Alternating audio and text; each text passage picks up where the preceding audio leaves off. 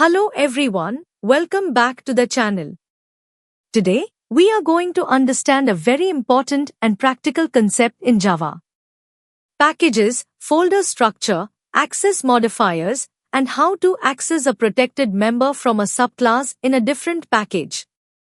Many beginners get confused about how packages actually work in real projects and how access modifiers control visibility. So in this video, we will clear everything step by step with simple examples. Let's start with the folder structure. In Java, packages are directly connected to folders. Suppose we have this structure. My package is a folder. This represents a Java package. Demo.java is a class inside my package. Main.java is a class outside the my package. So remember, a Java package is nothing but a folder that contains related classes. Now let's create a class inside the package. Here we did the following things. We created a folder named My Package. Inside that folder, we created a class called Demo. At the top, we wrote Package My Package. This line tells Java that this class belongs to the folder named My Package. Inside the class, we declared 4 variables with different access modifiers: public, protected, default, private. And we created a method called show to print all these variables. Now move to the main class, which is outside the My Package. Here we imported the demo class using import mypackage.demo. Then we created an object of demo using demo obj is equal to new demo. Now notice carefully. Obj.a works because public members are accessible everywhere. Obj.b does not work because protected members are not directly accessible outside the package. Obj.c does not work because default members work only inside the same package.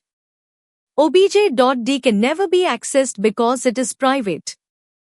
But when we call obj.show, it prints all variables because the show method is public in the demo class.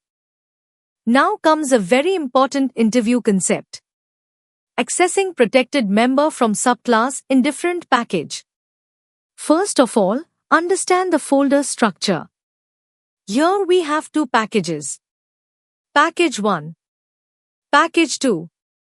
Inside package 1, we have a class called demo.java. Inside package 2, we have another class called subdemo.java. And finally, we have the main.java class which is outside both packages. So the structure is like this. Package 1 demo.java. Package 2 subdemo.java. Main.java outside packages. Now, inside the demo class, we have a protected member variable b. Protected means it is not public, but it can still be accessed in a subclass.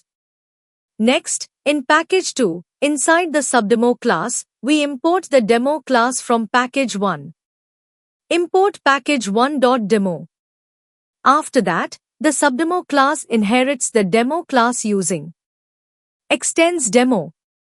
Because of this inheritance, subdemo becomes the child class of demo.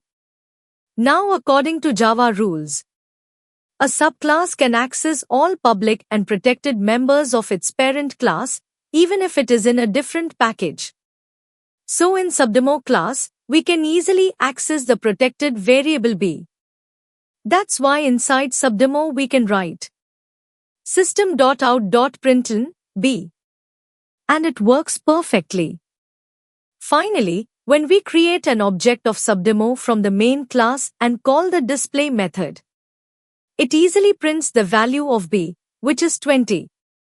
This proves the important rule: protected members can be accessed from a subclass in a different package through inheritance. In the next video, we will learn about a very important concept: interface in Java. So stay tuned. Thank you for watching the channel.